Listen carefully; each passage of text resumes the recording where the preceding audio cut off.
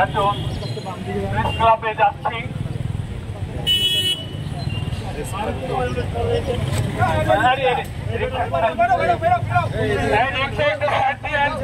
আমাদেরকে যাওয়ার জন্য গাড়ি সবাই একটু সাইড দেন। আমরা ফিলিস্তিনিদের ভাইদের পক্ষ হয়ে অসংখ্য হত্যার বিরুদ্ধে আমরা ধিক্কার জানাচ্ছি। ভাইদেরকে বলছি আপনারা 2 লাইনে করে আমরা প্রেস ক্লাবে যাচ্ছি, 2 লাইন করে আসেন। আর সামনে বেতন প্রেস ক্লাবে যাচ্ছি।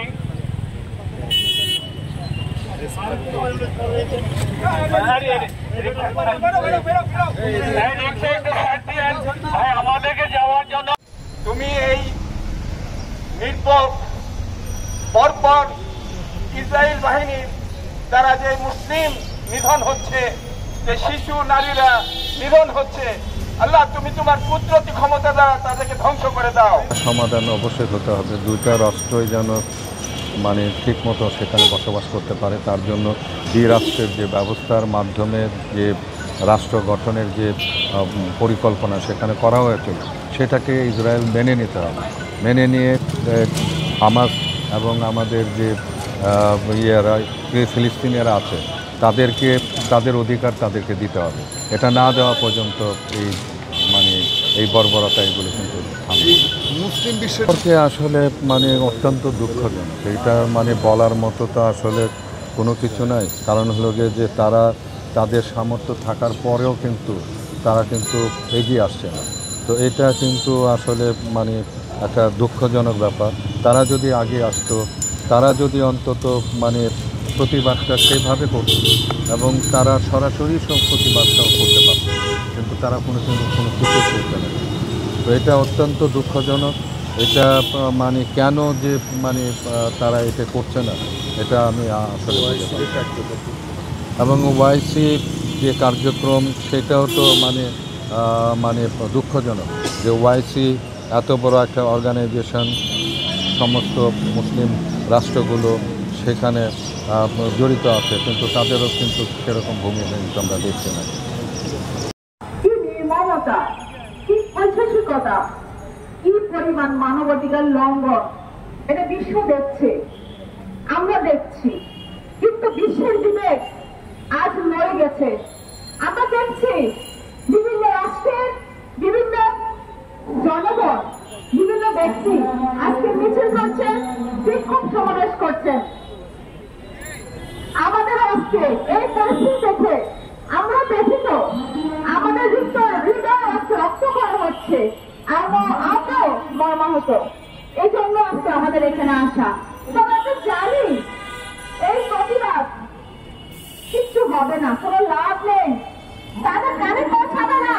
আমরা জানি আমাদের প্রতিবাদে তাদের জীবন থেকে কোনো বর্ষণ বন্ধ হবে না। আমরা জানি সেই নিষ্পাপ শিশু যাদের ক্ষত বিক্ষত গোড়া রাগাতে ছিন্ন বিচ্ছিন্ন হয়ে গেছে, সে শিশুরা আসবে না। আমরা জানি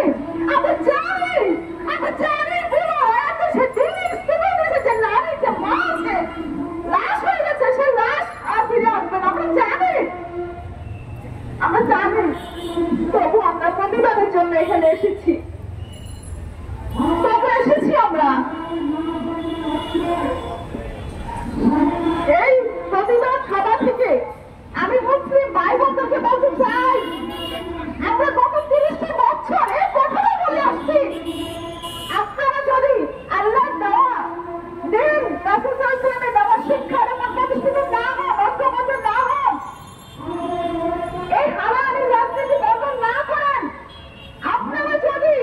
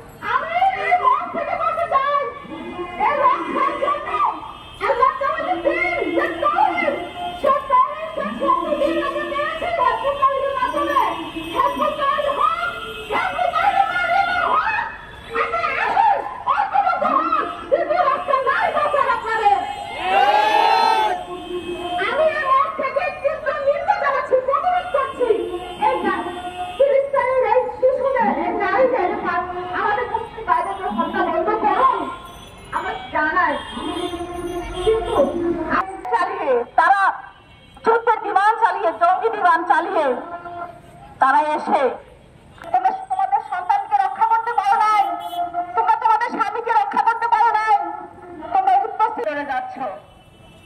এভাবে বাঁচা যাবে না।